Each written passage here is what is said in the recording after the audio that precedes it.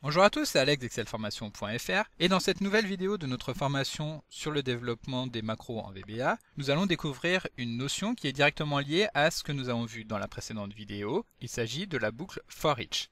Donc cette boucle for each a la particularité de pouvoir passer en revue chacun des éléments constitutifs soit d'une bibliothèque d'objets, soit d'un tableau de type array. Et donc nous verrons un certain nombre d'exemples qui vont nous permettre soit d'énumérer les valeurs contenues dans une sélection, donc au travers de la fonction msgbox, soit comme nous pouvons le voir ici, de créer un menu en cliquant sur un simple bouton. Alors vous trouverez très régulièrement de nouvelles vidéos sur la chaîne, alors pensez à vous abonner et surtout à activer la clochette de notification afin d'être sûr de ne manquer aucune astuce et de devenir rapidement un pro d'Excel. Comme d'habitude, le support de cette formation est disponible dans le lien que vous trouverez dans la description de la vidéo et je vous invite fortement à le télécharger afin de pouvoir réaliser les opérations en même temps que moi, ce qui vous permettra de mieux comprendre ce que nous allons voir dans ce nouveau chapitre. Alors maintenant que nous avons découvert dans le chapitre précédent comment réaliser une simple boucle qui va se répéter tant qu'une condition sera remplie, je vais maintenant pouvoir vous montrer une variante de cette boucle for qui va nous permettre cette fois-ci de passer en revue chacun des objets qui appartiennent à une collection. Alors nous avons déjà abordé la notion d'objet dans un des chapitres précédents de la formation sur l'apprentissage de VBA et dont vous trouverez le lien dans la description de la vidéo, et nous avions alors défini qu'un objet était en quelque sorte une super variable qui est elle-même composée de propriétés, c'est-à-dire des variables propres à cet objet et des méthodes, en d'autres termes des procédures qui permettent d'agir sur cet objet. Nous avions également vu qu'une collection permet de regrouper un ensemble d'objets d'un même type. Alors bien évidemment, si vous souhaitez en savoir plus sur ces notions que nous ne faisons ici que de survoler, je vous invite vivement à consulter l'article dont je viens de vous parler, en suivant le lien dans la description de la vidéo. Alors l'exemple le plus parlant de collection d'objets que nous manipulons très souvent sans même nous en rendre compte, est la plage des cellules, c'est-à-dire le range, qui en effet est composé d'un ensemble d'objets qui correspondent aux cellules qui appartiennent à cette plage. Et grâce à l'instruction for each que nous allons justement découvrir dans cette vidéo, nous allons pouvoir passer en revue chacune des cellules qui appartiennent à cette plage de cellules. Alors pour bien comprendre cette notion, nous allons prendre un exemple très simple, à savoir que nous allons sélectionner quelques cellules et nous allons vouloir cliquer sur un bouton afin qu'Excel nous affiche les valeurs contenues dans chacune de ces cellules.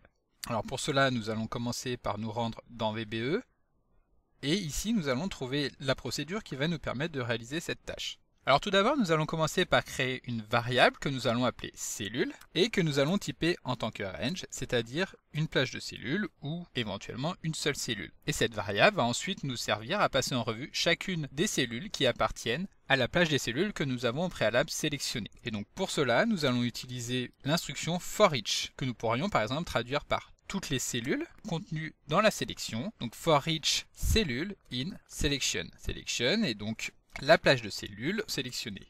Et enfin, il ne va plus nous rester qu'à effectuer un traitement avec cette variable cellule. Et ici, ce qui va nous intéresser, c'est donc d'afficher un message, donc avec l'instruction msgbox, dans lequel nous allons simplement afficher le contenu de la variable cellule. Donc ici, nous utilisons simplement la propriété value, dans laquelle est stocké le texte de la cellule. Donc de retour dans notre feuille de calcul, nous allons maintenant sélectionner par exemple 3 cellules, puis cliquer sur le bouton qui est connecté évidemment sur la procédure que nous venons de créer.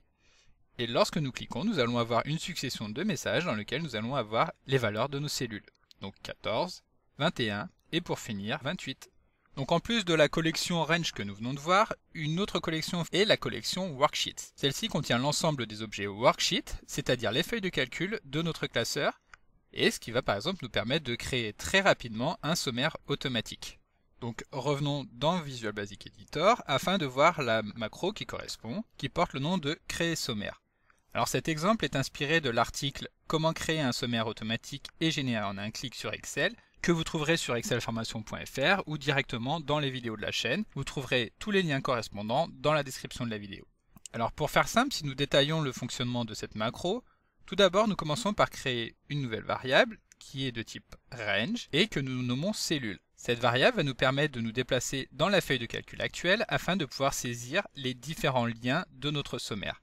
Cette cellule, nous allons la fixer sur la feuille de calcul actuelle, c'est-à-dire la feuille 16, et sur la cellule A21. Donc pour récupérer le nom rapide de la feuille de calcul, il suffit de se placer ici dans les objets Microsoft Excel, retrouver la feuille qui nous intéresse par rapport au nom de celle-ci, et voir qu'il s'agit effectivement de la feuille 16. Donc la cellule sur laquelle nous allons commencer à saisir notre sommaire est donc la cellule A21 de notre feuille 16. Ensuite, nous créons une seconde variable qui cette fois-ci va être typée en tant que worksheet, c'est-à-dire une feuille de calcul, et celle-ci va porter le nom de feuille.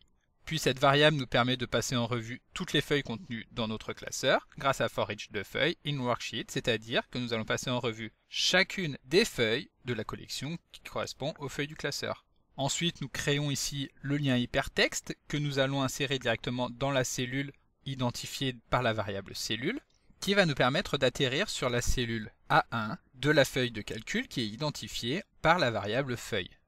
Alors pour plus de détails sur la création des liens hypertextes en VBA, je vous invite évidemment à consulter le tutoriel comment créer un sommaire automatique et généré en un clic sur Excel si ce n'est pas déjà fait. Ensuite, lorsque nous avons créé notre lien hypertexte, nous pouvons passer à la ligne suivante, donc en affectant à la variable cellule, la cellule qui est située juste en dessous grâce à l'instruction offset, avec pour paramètre 1 pour les lignes, et par contre nous restons sur la même colonne, donc colonne est égale à 0. Et voilà, donc nous pouvons revenir maintenant dans notre classeur et cliquer sur le bouton créer le sommaire qui est donc connecté directement sur la macro que nous venons d'analyser. Et à ce moment-là, nous allons voir qu'Excel va de manière très rapide et automatique créer un sommaire dans lequel nous allons retrouver chacun des onglets de notre classeur. Il suffira alors de cliquer sur l'un d'entre eux afin de se retrouver sur la cellule A1 de la feuille qui correspond. Alors un dernier point avant de nous quitter, sachez que l'instruction forEach ne se limite pas à énumérer les différents éléments contenus dans une bibliothèque d'objets, mais celle-ci peut également permettre de passer en revue les différents éléments d'un tableau de type array. Alors un tableau de type array est une notion que nous n'avons pas encore abordée jusqu'alors dans notre formation VBA, mais sachez simplement qu'un array est une variable qui a la particularité de contenir plusieurs valeurs. Donc pour voir un exemple concret de cette notion, revenons dans notre éditeur VBE afin de voir la procédure qui porte le nom de lire un tableau. Dans cette procédure, nous créons une variable qui porte le nom de liste fruits et à laquelle nous allons affecter des noms de fruits, donc pommes, bananes et oranges. L'utilisation de forEach nous permet ici de passer en revue chacun des éléments de ce tableau que nous allons affecter à une variable qui porte le nom de fruit. Et ensuite, nous allons afficher le nom de ce fruit directement grâce à l'instruction msgbox. Nous allons tester notre procédure et constater que, effectivement, Excel va nous afficher tout d'abord le fruit pomme, puis banane, et pour terminer, orange. Alors juste une petite aparté concernant les tableaux de type array. Pour pouvoir utiliser correctement l'énumération des éléments contenus dans un array, les variables doivent absolument être déclarées en tant que variants, qu'il s'agisse du tableau ou des éléments contenus dans celui-ci. Donc comme nous venons de le voir, nous avons défini les noms affectés à notre liste fruits directement en utilisant la fonction array qui permet d'alimenter notre tableau. Mais nous pourrions également créer de toutes pièces un array en utilisant par exemple la fonction split directement en tant que paramètre de forEach.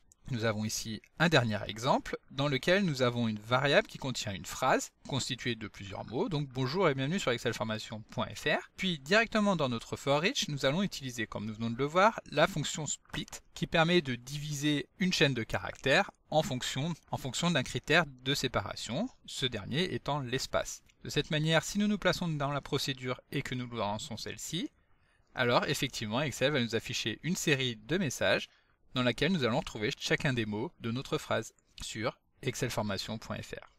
Donc comme d'habitude, vous pouvez télécharger le support de ce cours en suivant le lien que vous trouverez dans la description de la vidéo. Si la vidéo vous a plu, n'oubliez pas de la liker et de la partager à vos collègues et amis sur l'ensemble de vos réseaux sociaux. Et vous pouvez également me laisser vos impressions dans l'espace des commentaires, je lirai chacun d'entre eux et y répondrai avec plaisir. Évidemment, si ce n'est pas encore fait, abonnez-vous à la chaîne pour ne manquer aucune astuce. C'est également très important pour m'aider à gagner en visibilité afin de pouvoir développer la chaîne et continuer de vous proposer des tas de nouvelles vidéos. Merci d'avoir suivi cette vidéo et à très bientôt pour un prochain tuto.